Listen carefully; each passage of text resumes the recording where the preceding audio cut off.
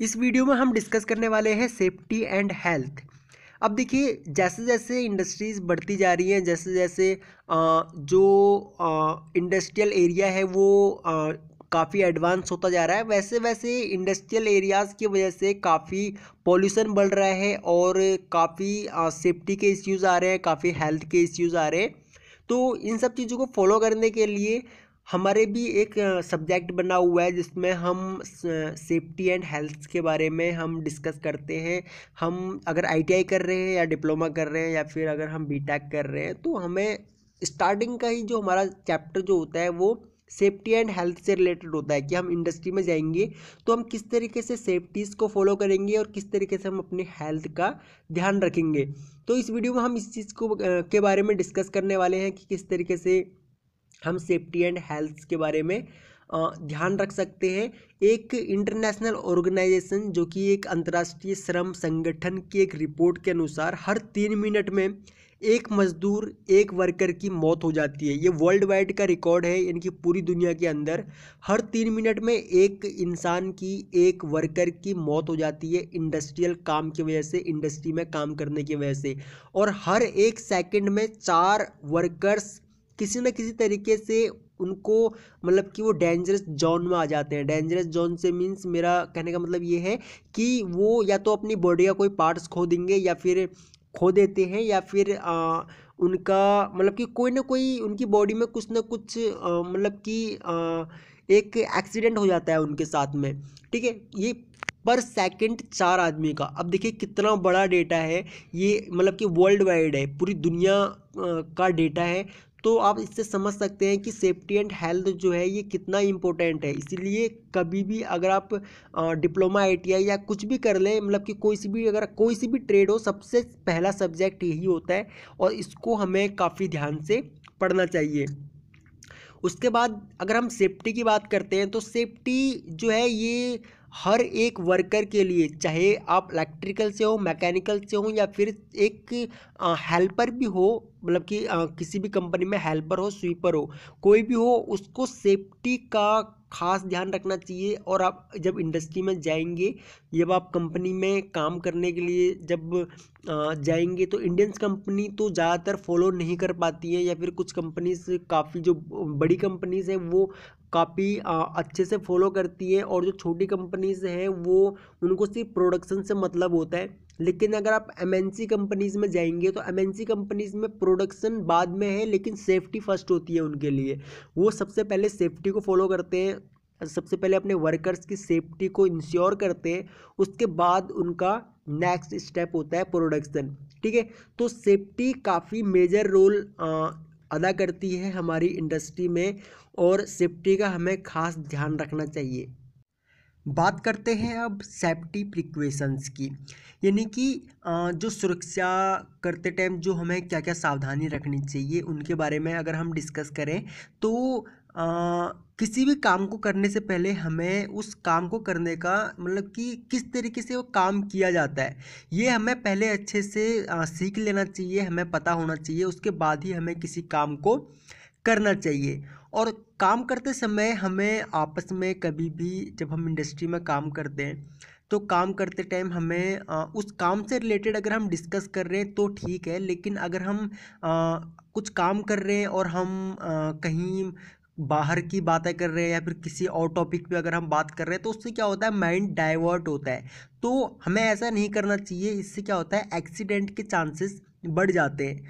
और उसके बाद इंडस्ट्री में काम करते टाइम अपनी सेफ्टी का हमें खुद ध्यान रखना चाहिए, क्योंकि सेफ्टी फर्स्ट होती है। और अगर आप जब इंडस्ट्री में जाओगे या अगर आप इंडस्ट्री में काम करते हैं तो आपको पता होगा कि सेफ्टी फर्स्ट होती है, सबसे ज़्यादा जो इम्पोर्टेंस दी जाती है वो सेफ्टी को ही दी जाती है। और हमेशा यहाँ पे लिखा हुआ है मैंने कि हमेशा चुस्त कपड़े पहनने चाहिए, यानी कि चुस्त से मेरा मतलब ये है कि हमें ऐसे कपड़े पहनने चाहिए जो कि हमारे मतलब कि फिटिंग के कपड़े हों। ढीले ढाले कपड़े जो है वो इंडस्ट्री में अलाउ नहीं होते हैं, और ऐसे कपड़े नहीं पहनने चाहिए हमें, क्योंकि ढीले ढाले कपड़े पहनने से एक्सीडेंट के चांसेस बढ़ जाते हैं। क्योंकि मशीनें जो होती हैं उनके अंदर मूवेबल पार्ट्स भी होते हैं, जो रोटेटिंग पार्ट्स होते हैं, उनमें अगर कपड़े हमारे जो ढीले ढाले जो कपड़े होंगे अगर वो उन मशीनों में अगर फंस जाएंगे तो एक्सीडेंट के चांसेस जो है वो बढ़ जाते हैं।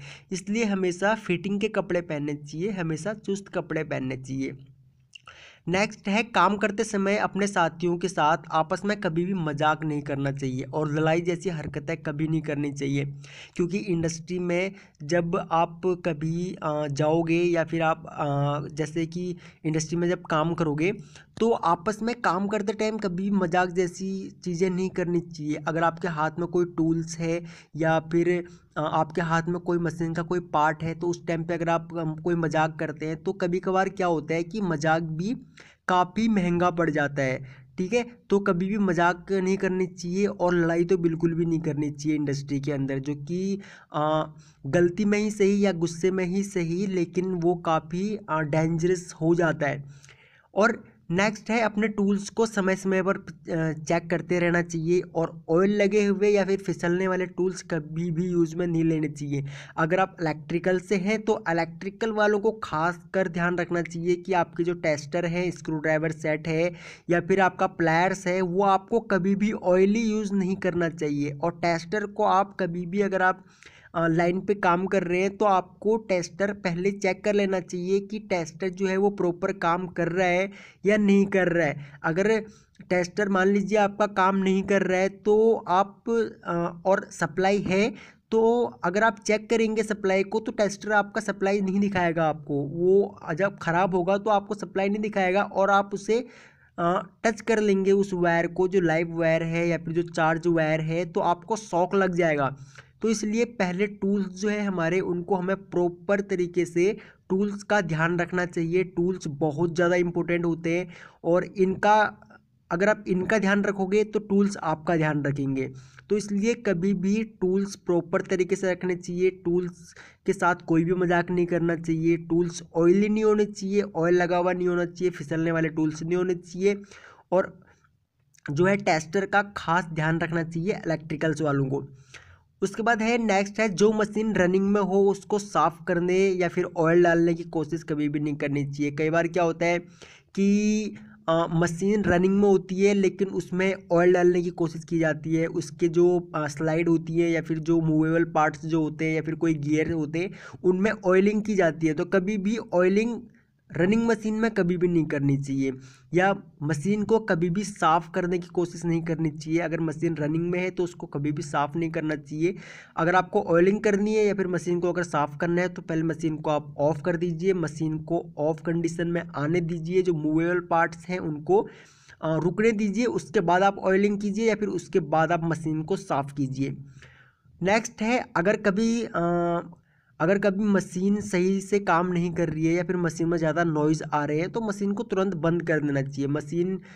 कभी भी मशीन को हाथ से रोकने की कोशिश नहीं करनी चाहिए। कई बार एक्सीडेंट इसलिए भी हो जाते हैं कि हम मतलब कि अचानक से कोई एक्सीडेंट होने वाला होता है किसी मशीन में। अगर किसी मशीन का ऑपरेशन अगर काफ़ी स्लो है तो जैसे हमको पता लगता है कि अब इस मशीन में एक्सीडेंट होने वाला है तो हम क्या काम करते हैं कि मतलब कि हड़बड़ी में मशीन को हाथ से रोकने की कोशिश करते हैं। तो ये गलती कभी भी नहीं करनी चाहिए। अगर मशीन में कोई भी अनवांटेड जो है वो नॉइज़ आ रहा है या फिर ज़्यादा नॉइज़ आ रहा है मशीन में से, या मशीन में कोई अगर आपको लगता है कि नहीं मतलब ये प्रॉपर तरीके से काम नहीं कर रही है तो तुरंत आपको इमरजेंसी बटन प्रेस कर देना चाहिए, मशीन को तुरंत ऑफ कर देना चाहिए और तुरंत आपको मेंटेनेंस को इन्फॉर्म कर देना चाहिए या फिर अपने सीनियर्स को इन्फॉर्म कर देना चाहिए। आपको कभी भी जो है वो रनिंग मशीन में आपको कुछ भी नहीं करना चाहिए। रनिंग मशीन में आपको किसी भी तरीके का कोई भी मतलब कि अगर आपका जो आपका काम है सिर्फ आप रनिंग मशीन में वही कीजिए, और हाथ से कोई भी पार्ट मशीन का रोकने की कोशिश कभी भी नहीं करनी चाहिए, जो कि काफ़ी डेंजरस हो सकता है और इससे जो है वो एक्सीडेंट के चांसेस काफ़ी बढ़ जाते हैं। अब अगर हम बात करते हैं कॉज ऑफ एक्सीडेंट्स की, देखिए जो एक्सीडेंट का जो कारण होता है वो मतलब कि मेन कारण कौन कौन से होते हैं।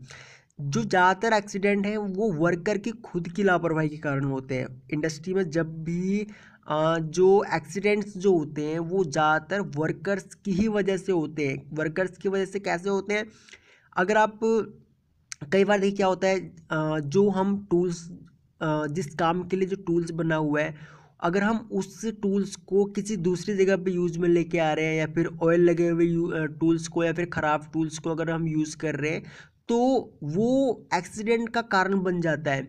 अब देखिए, जो वो मतलब कि टूल्स, जो मैं कह रहा हूँ कि जो टूल्स जिस लिए बना है उसी लिए अगर उस टूल्स को यूज़ करना चाहिए। कई बार हम क्या काम करते हैं, जो प्लायर्स होता है, प्लायर्स को भी हैमर की तरह यूज़ करने लग जाते हैं, यानी कि हथौड़े की तरह हम उस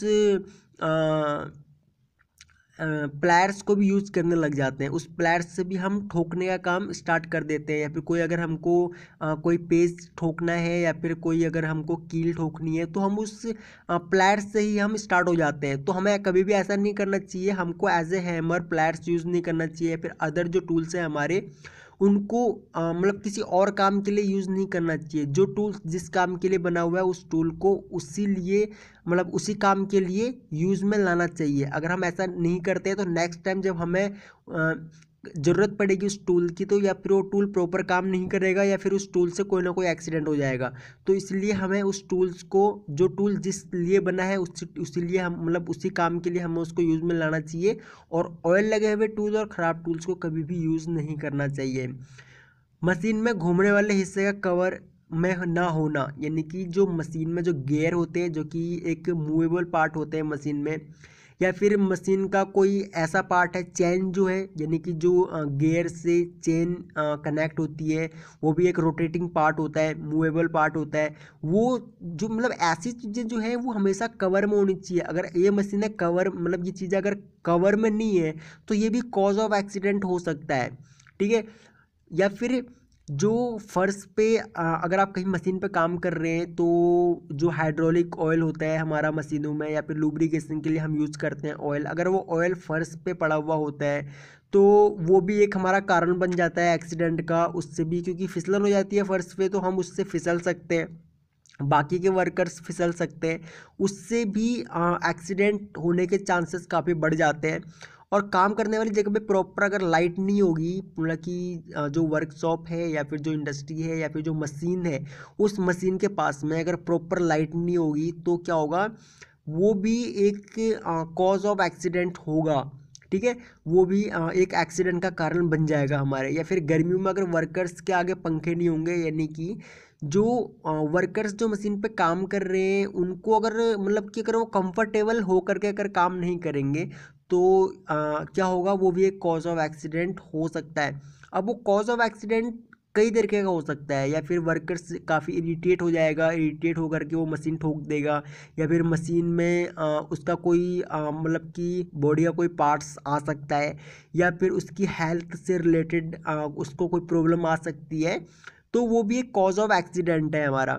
ठीक है। तो ये भी हमको ध्यान में रखना चाहिए कि जो वर्कर्स हैं उनके लिए प्रॉपर लाइटिंग होनी चाहिए, उनके लिए अगर गर्मी का टाइम है तो प्रॉपर हवा की व्यवस्था होनी चाहिए।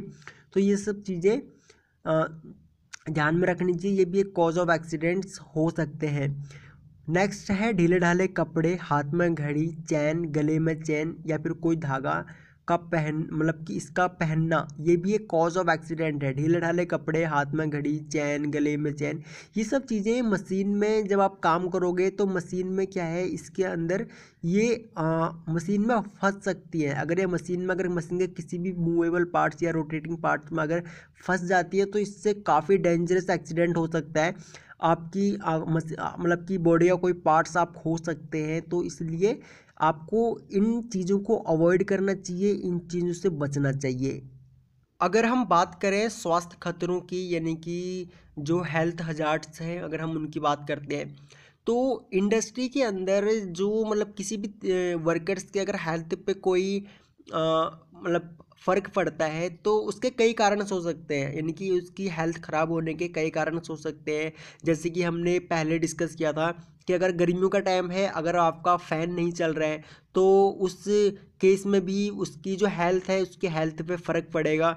अगर आप जो इंडिया में जो एक स्टैंडर्ड है या फिर आप रूल्स कह लीजिए, जो रूल्स है वो आप किसी भी वर्कर को 8 घंटे से ज़्यादा नहीं रोक सकते हैं। अगर आप 8 घंटे से ज़्यादा 1-2 घंटा चलता है जिसको हम ओटी बोलते हैं, ओवर टाइम बोलते हैं, लेकिन आप किसी वर्कर को ज़बरदस्ती उसकी इच्छा के बगैर अगर आप उससे 16 घंटे या फिर 12 घंटे इस तरीके से अगर आप उससे काम करवाते हैं तो वो भी एक डेंजरस है, उसका भी वो भी एक कॉज ऑफ एक्सीडेंट हो सकता है। तो वो भी उसके सीधा सीधा उसके हेल्थ पे फ़र्क पड़ेगा। उसके हेल्थ पे फ़र्क पड़ने की वजह से कंपनी की प्रोडक्शन पे फ़र्क पड़ेगा। अगर वो उसके हेल्थ पे कुछ होता है, उसको मतलब कि हेल्थ में कोई प्रॉब्लम आती है, उसके स्वास्थ्य से संबंधित अगर उसको कोई प्रॉब्लम आती है तो उसका सीधा सीधा असर कंपनी पे पड़ता है। तो मतलब कि ज़्यादा मतलब किसी भी वर्कर से उसकी क्षमता से ज़्यादा अगर काम लिया जाता है तो वो भी उसकी हेल्थ पे सीधा सीधा असर पड़ता है। और जो बाल मजदूरी है जो इंडिया में एक मतलब 18 साल से कम एज के बच्चों को कंपनियों में नहीं रखा जाता है। अगर आप बाल मजदूरी करते हैं या फिर अगर आप बाल मजदूरी करवाते हैं तो वो भी एक कॉज ऑफ एक्सीडेंट हो सकता है, या फिर उसका भी हेल्थ पे इफ़ेक्ट पड़ता है। आप बाल मजदूरी नहीं करवा सकते। आप 18 साल से ऊपर के ही सिर्फ वर्कर्स को मतलब कि एम्प्लॉयज़ को काम दे सकते हो, उनको कंपनी में रख सकते हो, लेकिन 18 साल से नीचे के वर्कर्स को आप मतलब उनसे काम नहीं करवा सकते हो आप। ठीक है, तो ये भी एक हेल्थ का इश्यू है, इसमें भी आप इसको नहीं करवा सकते हैं।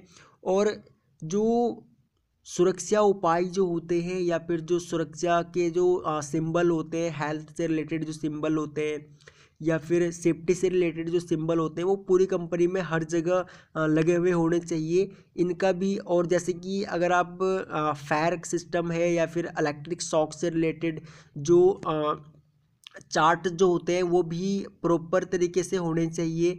और जो डॉक्टर्स हैं एंड जो फायर का टोल फ्री नंबर होते हैं या फिर जो पुलिस के टोल फ्री नंबर है और एम्बुलेंस के टोल फ्री नंबर है, ये कंपनी में ऐसी जगह पे होने चाहिए जो कि मतलब कि हर वर्कर के पहुंच में हो, हर वर्कर उनको मतलब कि हर रोज़ देखता हो। कुछ ऐसी जगह पे इनको लगा के रखना चाहिए और ये जगह जगह पे हर डिपार्टमेंट में ये चार्ट होने चाहिए जहाँ पे पुलिस, एम्बुलेंस और फायर वाले इनका जो नंबर है वो प्रॉपर तरीके से और प्रॉपर दिखना भी चाहिए। ठीक है, तो इस तरीके से। और जो मशीनें जो है, मशीनों का जो मेंटेनेंस है वो प्रॉपर तरीके से होना चाहिए। मेंटेनेंस प्रॉपर तरीके से ना होना ये भी एक एक्सीडेंट का कारण होता है। और अगर आप इसका हेल्थ से अगर आप इसको देखें तो हेल्थ से रिलेटेड भी अगर प्रॉपर मेंटेनेंस नहीं, अगर जो केमिकल्स के जो प्लांट होते हैं यहाँ पे अगर प्रॉपर तरीके से मेंटेनेंस नहीं किया गया, प्रॉपर तरीके से मेंटेन नहीं किया गया मशीनों को, तो ये भी एक मतलब कि हेल्थ का बहुत बड़ा इश्यू बन जाता है। जैसे कि भोपाल गैस का जो कांड हुआ था, वहाँ पे हेल्थ का इतना बड़ा मतलब कि कई लगभग 200-250-300 आदमियों की जान चली गई थी। तो वो कंपनी का एक माइनस पॉइंट था। वहाँ पे भी एक मतलब कि हेल्थ का मतलब एक हम एग्जाम्पल दे सकते हैं वहाँ का। तो इन सब चीज़ों का हमें खास ध्यान रखना चाहिए। अगर हम बात करें सेफ्टी प्रिकॉशंस की, तो यानी कि सुरक्षात्मक सावधानियाँ, तो अगर किसी मतलब वर्कर को या फिर अगर आप किसी इलेक्ट्रिकल वर्कर को भी, जो इलेक्ट्रिशियन है या फिर जो इलेक्ट्रिकल इंजीनियर है, किसी को भी अगर इलेक्ट्रिक शॉक लगता है तो इलेक्ट्रिक शॉक लगने के केस में जो उसके आसपास में अगर आप किसी को अगर शॉक लग जाता है अगर और आप आसपास में हैं तो आपको हड़बड़ाना नहीं चाहिए। वहाँ पे इस केस में हड़बड़ाना नहीं चाहिए बिल्कुल भी। और जो लाइव वायर है, जिस वायर से उस बंदे को या फिर उस वर्कर को, उस इंसान को इलेक्ट्रिक लाइव वायर ने पकड़ा हुआ है, उस वायर को हाथ से छूने की कोशिश नहीं करनी चाहिए। उस वायर को किसी सूखी लकड़ी से हटाना चाहिए। या फिर अगर आप आसपास में कोई सूखी लकड़ी या फिर कोई ऐसा मतलब कि जो इंसुलेटेड मटेरियल है वो नहीं है आसपास, तो सबसे पहले मेन सप्लाई को काट देना चाहिए। मेन सप्लाई को काटने के बाद ही उस इंसान को टच करना चाहिए, चाहे वो आपका कितना भी मतलब कि रिलेशन में भी क्यों ना हो। अगर आप उसको टच करेंगे तो सीधा सीधा उसका इलेक्ट्रिक शॉक आपको भी लगेगा और आप भी उसकी जगह मतलब जो कंडीशन उसकी है उस टाइम पे सेम कंडीशन उसके बाद आपकी भी हो जाएगी। तो इसके लिए आपको कभी भी जो डेंजरस जोन में जो इंसान चला गया है उसके मतलब कि उसको कभी भी टच नहीं करना चाहिए जब तक लाइव वायर उससे अलग ना हो जाए। दूसरा ये है कि इलेक्ट्रिक शॉक लगने के केस में आपको तुरंत एम्बुलेंस को कॉल करना चाहिए और एम्बुलेंस को कॉल करने से पहले जो है उसको ट्रीटमेंट आपको ही देना है। और ट्रीटमेंट किस तरीके से दिया जाता है वो हम आने वाली वीडियोस में डिस्कस करेंगे। तो उसके बाद या फिर अगर आप कभी भी इलेक्ट्रिक सप्लाई पे काम कर रहे हैं, किसी मशीन पे काम कर रहे हैं, तो ज़्यादातर कोशिश आपकी ये रहनी चाहिए कि आप हमेशा मेन सप्लाई ऑफ करके ही काम करें। मेन स्विच ऑफ कर देना चाहिए और उसके बाद ही इलेक्ट्रिक जो अगर आप कोई भी काम कर रहे हैं इलेक्ट्रिकल तो आपको उसके बाद उस काम को करना चाहिए। और कभी भी अगर आप किसी डिस्ट्रीब्यूशन बोर्ड या फिर किसी मशीन का अगर आप फ्यूज़ चेंज कर रहे हैं, अगर आपको फ्यूज़ चेंज करना पड़ रहा है तो कभी भी जो मतलब कि चालू सप्लाई में फ्यूज़ चेंज नहीं करना चाहिए, क्योंकि अगर आप चालू सप्लाई में फ्यूज़ चेंज करेंगे तो वहाँ पे स्पार्किंग होने के खतरे जो है वो काफ़ी बढ़ जाते हैं। या फिर स्पार्किंग तो होना ही होना है। अगर आप लोड में अगर आप फ्यूज़ चेंज करेंगे तो स्पार्किंग होगा जो भी काफ़ी डेंजरस है। उसके लिए उससे क्या होगा आपको शॉक लग सकता है। तो फ्यूज़ हमेशा सप्लाई ऑफ करके यानी कि मेन पावर हमेशा काट करके ही फ्यूज़ चेंज करना चाहिए। फ्यूज़ चेंज करने के बाद जो है फ्यूज़ को आप कवर कर लीजिए, कवर करने के बाद ही आपको मेन सप्लाई ऑन करना चाहिए। अगर आप किसी भी वायर जो है अगर यहाँ पे किसी भी पैनल पे आप काम कर रहे हैं तो उस पैनल पे आप इंश्योर हो जाइए कि जो वायर्स हैं वो किसी भी तरीके से आपस में टच नहीं है, या फिर जो उसका उन वायर्स का इंसुलेशन है वो प्रॉपर तरीके से इंसुलेशन लगा हुआ है, कोई भी वायर खुले में नहीं पड़ी हुई है। इस चीज़ का अगर जब आप इंश्योर हो जाए उसके बाद ही आपको उस पैनल पे काम करना चाहिए, या फिर उसके बाद ही आपको उन इलेक्ट्रिक्स वायर को छूना चाहिए। अगर आप वायर इंसुलेटेड है तब भी आपको प्रॉपर तरीके से चेक कर लेना चाहिए। नेक्स्ट है हर मशीन पे चाहे कोई भी मशीन हो उस मशीन की अगर बॉडी लोहे की है मेटल की है तो उसकी बॉडी प्रॉपर अर्थ ज़रूर होनी चाहिए। अगर आप किसी मशीन का अर्थ फॉल्ट है या फिर अर्थ फॉल्ट होने की वजह से अगर कोई एमसीबी बार बार ट्रिप हो रही है, या फिर अगर कोई मशीन है वो मशीन अगर अर्थ से कनेक्ट हो गई है, या फिर मशीन उस मशीन में जो मोटर लगी हुई है उस मोटर का अगर कोई वायर अर्थ से कनेक्ट हो गया है या फिर मशीन की बॉडी से कनेक्ट हो गया है, एमसीबी बार बार ट्रिप कर रही है, तो आपको बार बार एमसीबी को ऑन करने की कोशिश नहीं करनी चाहिए। आपको फॉल्ट ढूंढना चाहिए और उसके बाद ही एमसीबी ऑन करनी चाहिए। ठीक है। अगर मशीन का प्रॉपर अर्थ नहीं करेंगे तो उससे क्या होगा इलेक्ट्रिक शॉक लगने के चांसेस जो है वो 100% हो जाएंगे और इलेक्ट्रिक शॉक लगना ही लगना है। तो इसलिए हर मशीन को जिसकी बॉडी मेटल की है उसको अर्थ कर देना चाहिए और अर्थ करने के बाद ही मशीन पर जो है काम करना चाहिए और मशीन जो है वो ऑपरेट करनी चाहिए। उसके बाद नेक्स्ट स्टेप है कि किसी भी मशीन को आप सप्लाई से कनेक्ट करने से पहले ये इंश्योर हो जाएं कि उस मशीन पे कोई भी वायर कोई भी लाइव वायर जो है वो बॉडी पे टच ना हो। अगर बॉडी पे टच होता है तो उससे शॉक लग सकता है, वो जो कि एक काफ़ी डेंजरस सिचुएशन में मतलब डेंजरस सिचुएशन उसकी बन सकती है। बैटरी अगर आप बैटरी चार्जिंग करते हैं या फिर अगर आप बैटरीज को चार्जिंग पे लगाते हैं तो बैटरीज ऐसी जगह पे होनी चाहिए जहाँ पे बैटरीज को मतलब कि एक खुले में होनी चाहिए। बैटरी जो इन्वायरमेंट जो होता है बैटरियों का जो एक वातावरण जो होता है वो खुला होना चाहिए। मतलब बैटरीज को प्रॉपर तरीके से हवा लगती रहनी चाहिए। बैटरीज आप ऐसी जगह पे ना रखें जहाँ पे अंधेरा हो या फिर प्रॉपर तरीके से हवा जो है वो बैटरीज पे ना लगे, क्योंकि बैटरी जब चार्ज होती है तो उसके अंदर क्या होता है केमिकल रिएक्शन होता है जिसमें गैसेस बनती हैं और गैस जो है वो बाहर निकलने का एक मतलब स्पेस होना चाहिए। ठीक है। तो ये कुछ टॉपिक्स थे सेफ्टी से रिलेटेड। आई होप कि आपको ये वीडियो पसंद आई होगी। नेक्स्ट जो टॉपिक है उसमें हम फायर के बारे में बात करेंगे, किस तरीके से अगर मशीन में आग लग जाती है तो उससे हम किस तरीके से बच सकते हैं, और आग लगने के केस में किस तरीके से कौन कौन सी चीज़ें ध्यान में रखी जाती हैं, और इलेक्ट्रिक शॉक लगने के बाद किस तरीके से हम डॉक्टर मतलब कि पेशेंट को डॉक्टर तक पहुंचाने से पहले हमें कौन कौन से ट्रीटमेंट पेशेंट को देने चाहिए, ताकि जिस इंसान को शॉक लगा हुआ है उसको बचाया जा सके। ओके गाइस, तो अगर आप इस चैनल पर न्यू हैं तो आप इस चैनल को सब्सक्राइब जरूर करें। अगर आपको ये वीडियो पसंद आई तो आप इस वीडियो को लाइक ज़रूर करें, और अपने हर फ्रेंड को, चाहे वो फ्रेंड आपका टेक्निकल हो या नॉन टेक्निकल हो, आपको ये वीडियोज उसको भी शेयर जरूर करनी चाहिए, ताकि उनको भी सेफ्टी और हेल्थ से रिलेटेड इंडस्ट्री में किस तरीके से सेफ्टीज़ को फॉलो किया जाता है वो पता लग सके। ओके गाइस, तो थैंक्स फॉर वॉचिंग। जल्द मिलते हैं अपनी नेक्स्ट वीडियो में।